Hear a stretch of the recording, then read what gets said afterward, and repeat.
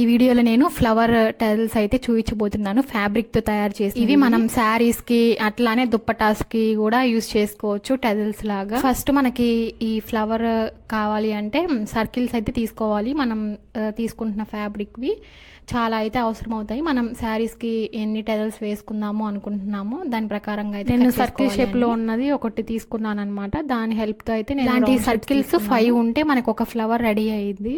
దాని ప్రకారంగా మనం ఎన్ని ఫ్లవర్స్ వేసుకుందాము అనుకుంటున్నాము దాని ప్రకారంగా అన్ని కట్ సర్కిల్స్ కాటన్ ఫ్యాబ్రిక్స్ మీద అయితే చాలా ఈజీగా కట్ చేసుకోవచ్చు, కానీ ఇలాంటి ఫ్యాబ్రిక్స్ మీద అయితే కొంచెం కష్టమే. సో కొంచెం లేట్ అయినా కానీ చూసుకొని సరిగా కట్ చేసుకోవాలి. కొంచెం షేప్ అటు ఇటు నేను ఇలా కొన్ని ముందే ప్రిపేర్ చేసి పెట్టుకున్నాను. ఇంకా వీటిని ఇప్పుడు ఎడ్జెస్లో దారాలన్నీ ఊడిపోకుండా కొంచెం లైట్గా వాటిని క్యాండిల్ హెల్ప్తో అవన్నీ ఎడ్జెస్ని కొంచెం షేప్ చేయాలి. సూదిలో ముందే నేను దారం ఎక్కించి పెట్టుకున్నాను అనమాట. లాస్ట్లో మనం ఒక ముడి వేసుకొని పెట్టుకుంటే సరిపోయిద్ది. ఇంకా ఎడ్జెస్ని ఇలా కొంచెం లైట్గానే వాటిని షేప్ చేయాలి, లేదు అంటే ఎక్కువ కాలిపోతే నా బ్లాక్ కలర్లో వచ్చేసిద్ది. చూడటానికి అలానే షేప్ చేసుకోవాలన్నమాట. సో ఇంకా వీటిని ఇప్పుడు హాఫ్కి ఫోల్డ్ చేసి నేను చూపించిన విధంగా కుట్టుకోవటమే. సో మీకు చెప్పే కన్నా చూస్తేనే బాగా అర్థమయ్యిద్ది. సో రెండింటిని పట్టుకొని అట్లా ఎడ్జెస్లో ఫ్లవర్ చేయటంలో టఫ్ పార్ట్ ఏదన్నా ఉంది అంటే అది సర్కిల్స్ సరిగా తీయటమే. వాటిని కొంచెం కట్ చేయటమే కష్టం, మిగతాదంతా చాలా ఈజీగా అయిపోయిద్ది.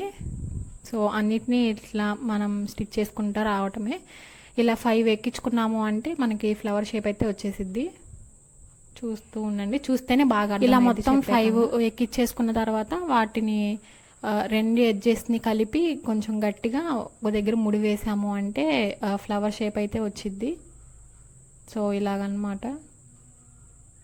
వాటిని కొంచెం సెట్ చేసి కొంచెం టైట్గా లాగి పట్టుకొని ఒక దగ్గర ముడి వేస్తే ఇవి బ్యాక్ సైడ్ మనం ఇందాక క్యాండిల్ హెల్ప్తో అయితే వాటిని షేప్ చేసాం కదా, అలా చేయకపోతే దారాలన్నీ ఊడిపోయి అంత మంచిగా అనిపించదు అనమాట.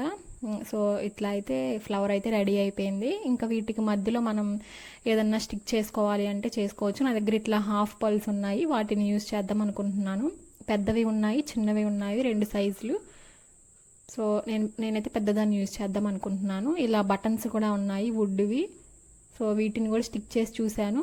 ఇవైతే కొంచెం ఎందుకో నాకు దుప్పటాకి అవి హెవీ అయిపోతాయేమో అనిపించింది. సో కానీ అవి కూడా బాగున్నాయి. నేనైతే పర్ల్తోనే బాగుంది, పర్ల్సే సెట్ అయింది అనిపించింది.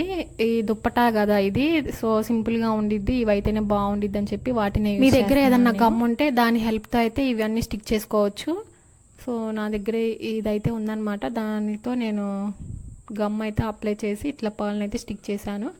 అంతే, ఇంకా కొంచెం ఆరిపోయిన తర్వాత అది మనం స్టిచ్ చేసుకోవటమే.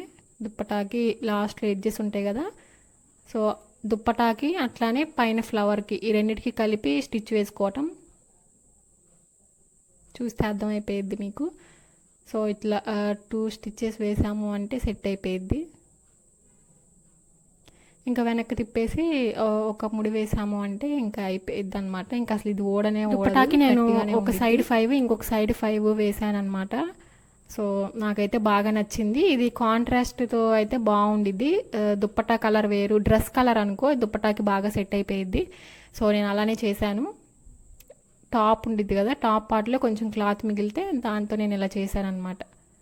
సో అంతే, ఇంకా లుక్ లాస్ట్లో ఎలా ఉంది. నేను ఎప్పుడు దుప్పటాస్ని ఇలా హైలైట్ చేసి ఎప్పుడు యూజ్ చేయలేదు, ఇదే ఫస్ట్ టైం. నాకైతే బాగా నచ్చింది. మీకు ఎలా ఉంది అనేది